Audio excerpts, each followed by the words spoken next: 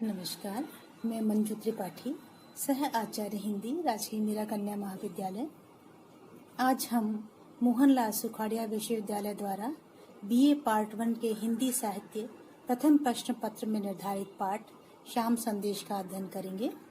श्याम संदेश वस्तुतः अयोध्या सिंह उपाध्याय हरिऔध जी द्वारा लिखित प्रबंध काव्य प्रिय प्रवास का अंश है। अयोध्या सिंह जी का जन्म 15 अप्रैल 1865 को आजमगढ़ में हुआ था।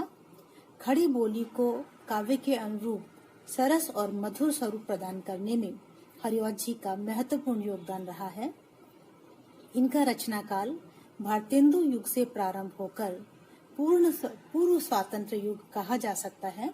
इनकी मृत्यु 16 मार्च 1947 को स्वतंत्रता से कुछ समय पूर्व हुई। इसीलिए कहा जा सकता है कि इनकी रचना भूमि वस्तुतः स्वतंत्रता आंदोलन के दौरान तैयार हुई। इसीलिए इनके काव्य में राष्ट्र प्रेम, राष्ट्र के लिए समर्पण, समाज सुधार और भारतीय समाज के जो आदर्श हैं उनकी अभिव्यक्ति इनके काव्य में सर्वत्र मिल जाती है। प्रिय प्रवास राधा और कृष्ण के प्रेम पर आधारित एक सुंदर रचना है। इस रचना को खड़ी बोली हिंदी का प्रथम महाकाव्य होने का गौरव प्राप्त है। विषय वस्तु की दृष्टि से इसमें श्री कृष्ण के मथुरागमन के उपरांत कृष्ण तथा ब्रजवासियों के विरह संतप्त जीवन तथा उनकी विभिन्न मनोदशाओं का मार्मिक चित्रण किया गया है। इस काव्य के नायक और नायिका श्री कृष्ण और राधा को कवि ने मौलिक तथा नवीन दृष्टिकोण के साथ प्रस्तुत किया है।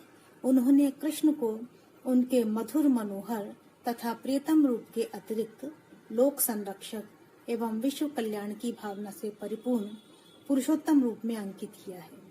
इसी प्रकार उन्होंने राधा को भी निजी प्रीति के साथ साथ लोकहित को महत्व देने वाली मर्यादित तथा संयमशील नायिका व समाज सेविका के रूप में प्रस्तुत किया है। मैं अब आगे पाठ के लिए प्राणाधारे परम सरले प्रेम की मूर्ति राधे, निर्माता ने पृथक तुमसे यूं किया क्यों मुझे है, प्यारी आशा प्रिय मिलन की नित्य है दूर होती, कैसे ऐसे कठिन पथ का पांथ मैं हो रहा हूँ। कृष्ण राधा को समझाते हुए कहते हैं, हे प्राणों का आधार और प्रेम की परम सरल मूर्ति राधा, ईश्वर ने मुझे तुमसे इस तरह से अलग कर दिया है कि तुमसे मिलने की जो प्रिय आशा थी वह लगातार दूर होती जा रही है। कैसे ऐसे कठिन पथ का पांथ मैं हो रहा हूँ। मैं एक ऐसे कठिन मार्ग का राही हूँ कि मैं अब तुमसे नहीं मिल पाऊंगा और यह मार्ग मेरे लिए भी कठिन है। वो दो प्यारे हृदय मिलके एक ही हो गए हैं, क्यों धाता ने विलग उनके गात को यूं किया है। कैसे आके गुरु गिरी पड़े बीच में हैं उन्हीं के, जो दो प्रेमी मिलित पय और नीर से नित्य शह थे। कृष्ण कहते हैं आगे कि वे दो प्यारे हृदय, कृष्ण और राधा के दो हृदय प्रेम में मिलकर के एकाकार हो गए थे। फिर ईश्वर ने उन्हें इस प्रकार से अलग क्यों किया है। यहाँ कृष्ण अपने प्रेम की अनन्यता का वर्णन करते हैं, एक रिश्तता के विषय में कहते हैं और वो कहते हैं कि हम दो प्रेमी जो दूध और पानी की तरह से मिलकर के एकाकार हो गए थे, उनके बीच में इतनी दूरियां आ गई हैं मानो बड़े बड़े पहाड़ हमारे बीच में आ गए हों। कवि ने यहाँ पर मंदाक्रांता छंद का प्रयोग किया है और जैसा आप जानते हैं मंदाक्रांता छंद में प्रत्येक चरण में 17 वर्ण होते हैं। ये वार्णिक छंद है और इसके प्रत्येक चरण में 17 वर्ण होते हैं। इसमें 4, 6 तथा 7 पर यति होती है और इसके गण इस प्रकार से हैं म, भ, न, त, त, ग, ग, अर्थात गुरु गुरु लघु, गुरु लघु लघु, लघु लघु लघु, गुरु गुरु लघु, गुरु गुरु लघु, गुरु गुरु। उत्कंठा के विवश नभ को, भूमि को, पादपों को ताराओं को मनुज मुख को प्रायशः देखता हूँ। प्यारी ऐसी न ध्वनि मुझको है कहीं भी सुनाती, जो चिंता से चलित चित्त की शांति का हेतु हुए। कृष्ण आगे कहते हैं कि मैं बड़ी उत्कंठा से विवश होकर के आसमान को, भूमि को, चारों ओर की वनस्पतियों को देखता हूँ, तारों को देखता हूँ, मनुज मुख अर्थात मेरे चारों ओर जो लोग हैं उन्हें भी देखता हूँ, लेकिन ऐसी न ध्वनि मुझको कहीं भी सुनाती। मुझे ऐसी कोई आवाज कहीं से नहीं आती है, कोई वाणी मुझे ऐसी नहीं लगती है जो मेरे चिंता से व्याकुल चित्त को थोड़ी भी शांति दे सके।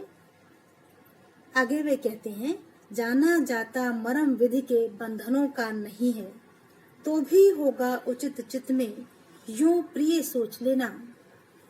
होते जाते विफल यदि हैं सर्व संयोग सूत्र, तो होवेगा निहित इसमें श्रेय का बीज कोई। कृष्ण कहते हैं कि ईश्वर के प्रत्येक आदेश में कोई न कोई मर्म छिपा होता है। कहते हैं जाना जाता मर्म विधि के बंधनों का नहीं है, कि ईश्वर के जो बंधन हैं, बंधन से उनका मतलब है ईश्वर के जो लेख हैं, उन लेखों का मर्म, उनका रहस्य हम सामान्य मनुष्य नहीं समझ सकते। तो भी होगा उचित चित्त में यूं प्रिय सोच लेना। तो भी हे प्रिय, यह मान लेना अच्छा होगा कि होते जाते विफल यदि हैं सर्व संयोग सूत्र, तो होवेगा निहित इसमें श्रेय का बीज कोई। कि यदि सर्व संयोग सूत्र, मिलन के सारे सूत्र, सारे प्रयास यदि असफल होते जाते हैं, तो जरूर इसमें श्रेय का अर्थात कल्याण का कोई न कोई भाव छिपा हुआ होगा। यहाँ भाषा की एक विशेषता है बच्चों, कि कवि ने संस्कृत के बहुत सारे कठिन शब्दों का भी प्रयोग किया है, तत्सम शब्दों का भी प्रयोग किया है, लेकिन उन्होंने ऐसी लय का चुनाव किया है जिससे कठिन होते हुए भी उनकी भाषा सरल लगती है। आप देखिए, उत्कंठा, प्रायशः, श्रेय, सर्व संयोग सूत्र, इससे पहले गुरुगिरी, प्राणाधारे, इस प्रकार के शब्द जो हैं यह उनकी भाषा की संस्कृत निष्ठता को बताते हैं। लेकिन भाषा की लय ऐसी है कि वह अपने आप में इस काव्य को सरस रूप प्रदान करती है। मैं आगे पढ़ती हूँ। है प्यारी और मधुर सुख और भोग की लालसाएं, कांते लिप्सा जगत हित की और भी है मनोज्ञा। इच्छा आत्मा परम हित की, मुक्ति की उत्तमा है, वांछा होती विशद उससे आत्म उत्सर्ग की है। यहाँ कृष्ण राधा को स्पष्ट रूप से ये संदेश देते हैं कि वे लोग जो तप करते हैं, मुक्ति की इच्छा से आत्म बलिदान कर देते हैं, या मोक्ष के लिए प्रयास करते हैं, उन सब के प्रयासों से ज्यादा अच्छा है संसार के लिए अपना बलिदान कर देना। वे कहते हैं प्यारी और मधुर सुख और भोग की लालसाएं। कि सांसारिक सुखों और भोगों की लालसाएं बड़ी मधुर हैं, व्यक्ति को अपने में बांधे रखती हैं। हे कांते, बड़ा सम्मान सूचक शब्द काम में लेते हैं राधा के लिए, और वे कहते हैं हे कांते लिप्सा जगत हित की और भी है मनोज्ञा। कि इस संसार की कल्याण की इच्छा इन सब से बढ़कर है, मनोज्ञा है, मनोहारी है। इच्छा आत्मा परम हित की, मुक्ति की उत्तमा है। कृष्ण कहते हैं कि मुक्ति की इच्छा बहुत अच्छी है, उत्तम है, परम हित की है, कल्याणकारी है, लेकिन है वह व्यक्तिगत उत्थान की ही इच्छा। इसीलिए कृष्ण आगे कहते हैं वांछा होती विशद उससे आत्म उत्सर्ग की है। कि आत्म बलिदान की इच्छा, समाज के लिए बलिदान कर देने की इच्छा जो है वह उस मुक्ति की इच्छा से कहीं ज्यादा बड़ी है।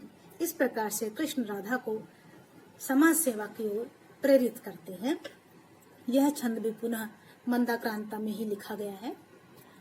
जो होता निरत तप में मुक्ति की कामना से, आत्मार्थी है न कह सकते हैं उसे आत्मत्यागी। कृष्ण कहते हैं कि जो मुक्ति की इच्छा से तपस्या करता है, आत्मार्थी है, अपने लिए स्वार्थ के लिए काम कर रहा है, स्वार्थी है, न कह सकते हैं उसे आत्मत्यागी। उसे आत्मत्यागी अर्थात बलिदान करने वाला, त्याग करने वाला नहीं कह सकते हैं। जी से प्यारा जगत हित और लोक सेवा जिसे है, प्यारी सच्चा अवन तल में आत्मत्यागी वही है। हे प्रिया, इस पृथ्वी तल पर सच्चा आत्मत्यागी वही है जिसे संसार की सेवा प्रिय है, जगत हित, जगत का कल्याण प्रिय है, लोक सेवा और लोगों की सेवा करना जिसे प्रिय है, वही इस संसार में उत्तम है। जो पृथ्वी के विपुल सुख की माधुरी है विपाशा, प्राणी सेवा जनित सुख की प्राप्ति जनहुजा है। जो आद्या है नखत द्युतिसी, व्याप जाति उरों में, तो होती है लसित उसमें कौमुदी सी द्वितीया।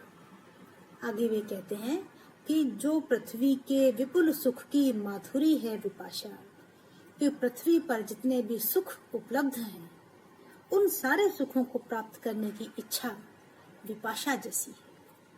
वे दो नदियों की तुलना करते हैं, विपाशा और जनहुजा, गंगा की तुलना करते हैं और कहते हैं कि जितने भी सांसारिक सुख हैं, उन सुखों की प्राप्ति की इच्छा कैसी है, विपाशा जैसी है। लेकिन प्राणी सेवा जनित सुख, प्राणियों की सेवा करने के बाद जो सुख मिलता है, वह सुख तो गंगा जैसा है, पवित्र है।